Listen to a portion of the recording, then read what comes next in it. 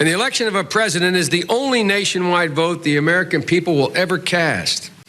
The American people don't think that they have made a mistake by electing Bill Clinton, and we in Congress had better be very careful before we upset their decision and make darn sure that we are able to convince them, if we decide to upset their decision, that our decision to impeach him was based upon principle and not politics. Expect history will show that we've lowered the bar on impeachment so much.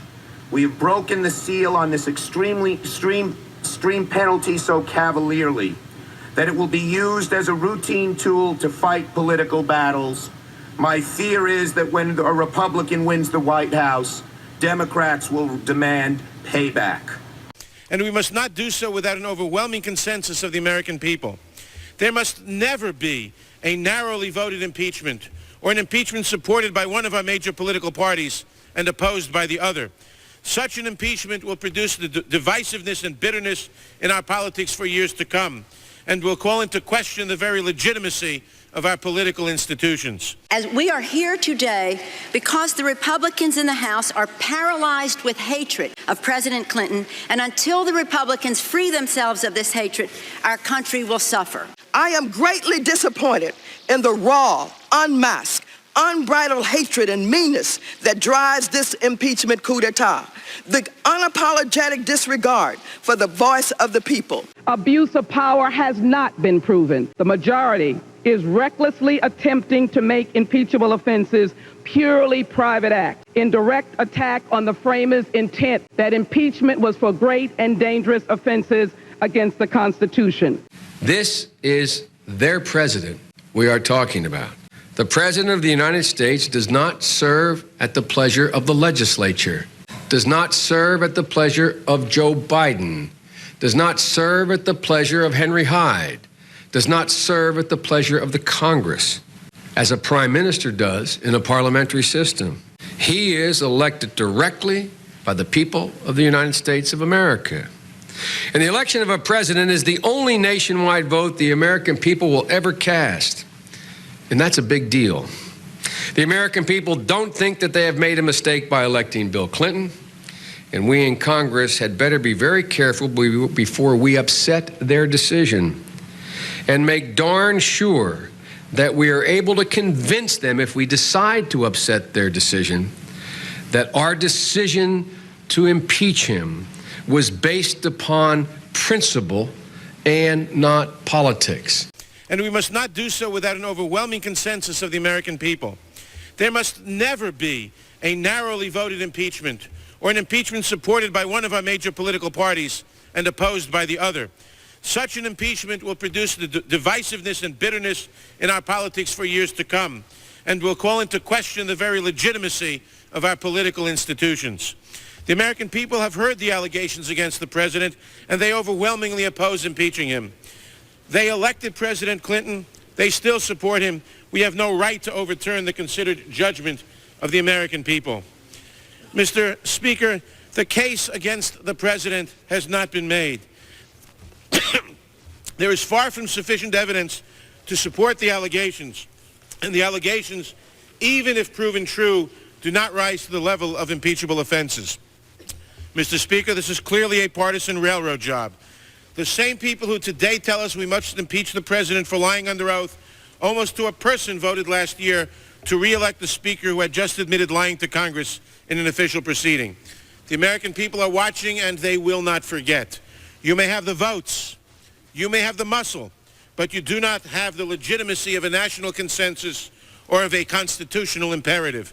This partisan coup d'etat will go down in infamy in the history of this nation. Because he knew quite properly that an impeachment of a president is an undoing of a national election. And one of the reasons we all feel so angry about what they are doing is that they are ripping from us, they are ripping asunder our votes. They are telling us that our votes don't count and that the election must be set aside. We're lowering the standard of impeachment. What the president has done is not a great and dangerous offense to the safety of the republic, in the words of George Mason. It is not an impeachable offense under the meaning of the Constitution. And as you heard from Mr. Conyers, the allegations are far, far from proven.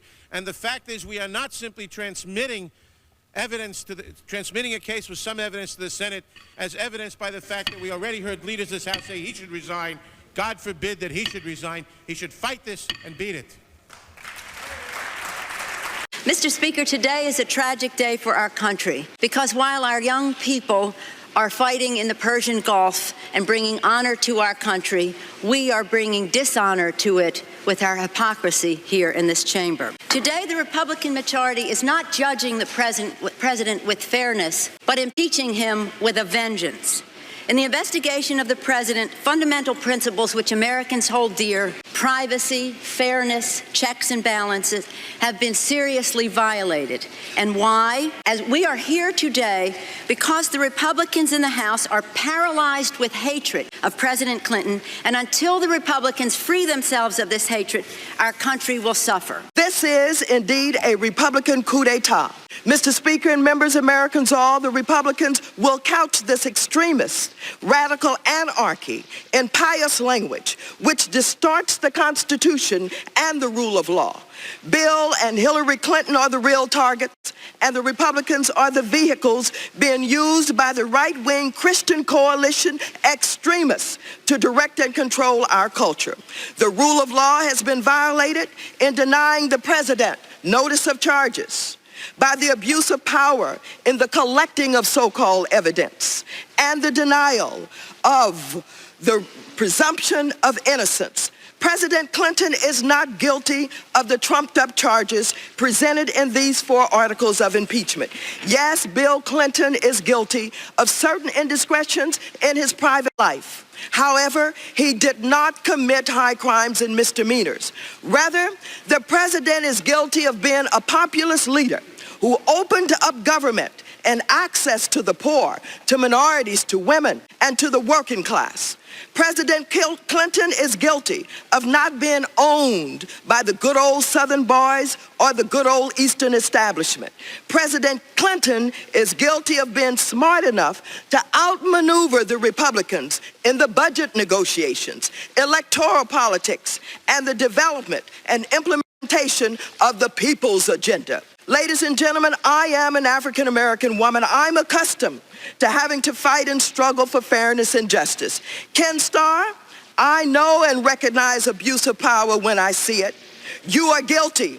However, I am greatly disappointed in the raw, unmasked, unbridled hatred and meanness that drives this impeachment coup d'etat, the unapologetic disregard for the voice of the people. My Republican friends, what you do here today will long be remembered and recorded in history as one of the most despicable actions ever taken by the Congress of the United States of America. I dare the Republicans of this House to allow themselves to move just 1 inch and give me and my colleagues the opportunity to vote for an alternative. I dare you to be fair. The hypocrisy and the hatred. It appears to me that they march forward to impeachment oblivious to what the American public is saying, oblivious to the American public wanting to put this behind us, oblivious to the destruction that they're causing in this House. And the only way they could be doing that is that they're driven by such dislike and such hatred for this president.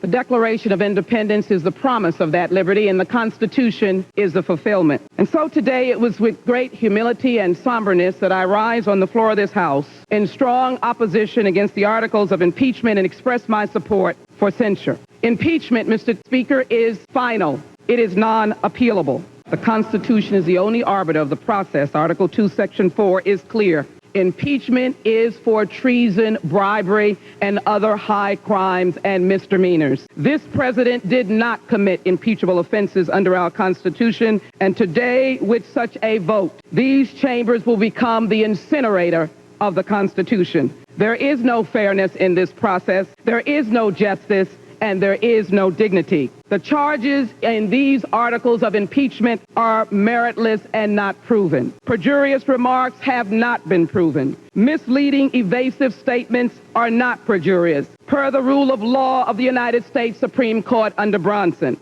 Abuse of power has not been proven. The majority is recklessly attempting to make impeachable offenses purely private acts in direct attack on the framers' intent that impeachment was for great and dangerous offenses against the Constitution.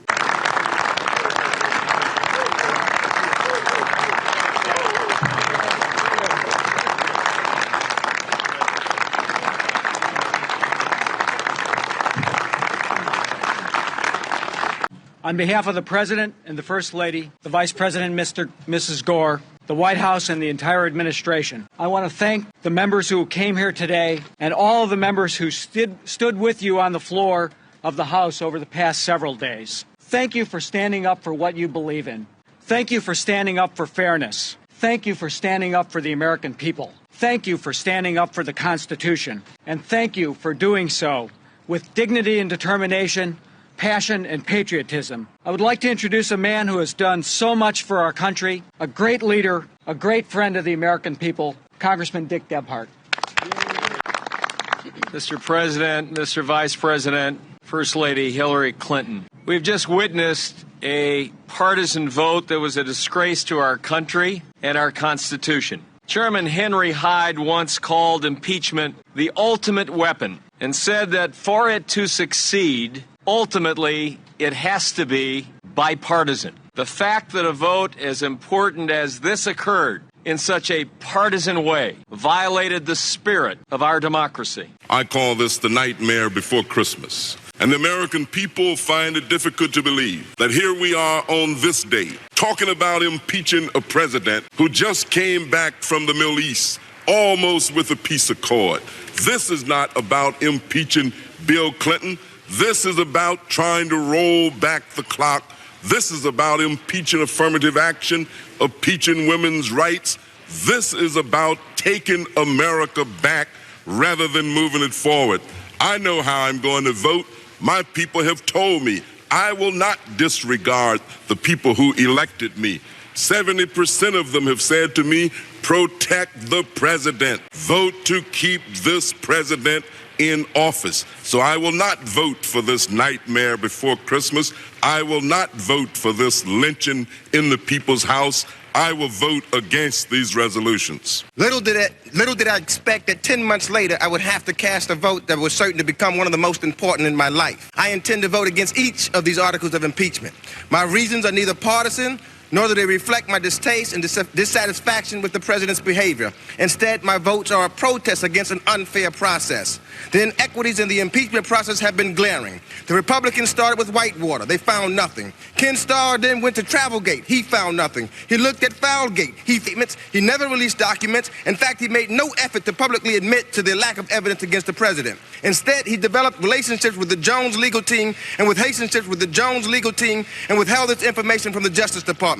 Rather than disclosing his bias to the proper parties, Mr. Starr was now and others to set up the president. What we are doing here is not a prosecution, it's a persecution. And indeed, it is a political lynching. The Republicans have had no agenda for over a year. And with this act today, they are signaling that they have no agenda for the future, rather than working together in a bipartisan manner on issues we need. The lynch mob, though, Mr. President, now has a new leader. One who's willing to prejudge the facts and unbalance the law in the spirit of his mentor, Rudy Giuliani, and of course his predecessor, Ken Starr. The new mob leader is Robert Ray, and apparently he's not going to let the acquittal by this body or the resignation of his predecessor or the expiration of the statute under which he's supposedly acting. He's not going to let any of these things stand in his way. What went on 24 years ago with the President of the United States. This day feels to me like we're taking a step down the road to becoming a political lynch mob. We're in so much hurry to get this done so it can be in the Saturday, Sunday news cycle and have our mint juleps at 5 o'clock. We are going to find a rope, find a tree, and ask a bunch of questions later. It will be too late for fairness, we can go back and get another rule, a fair rule that would give the opportunity to the president and, secondly, to protect those people that even Mr. Starr says needs to be protected, for heaven's sakes. He didn't recommend we rush out here and do this at 100 miles an hour. And I think that this House is acting way too fast for any kind of fairness. Everyone here knows the public's going to get this. I urge you to vote no. The trap that I talked about earlier, which is simply inaccurate, it is wrong, it is a verbal political lynching on the floor of the Senate.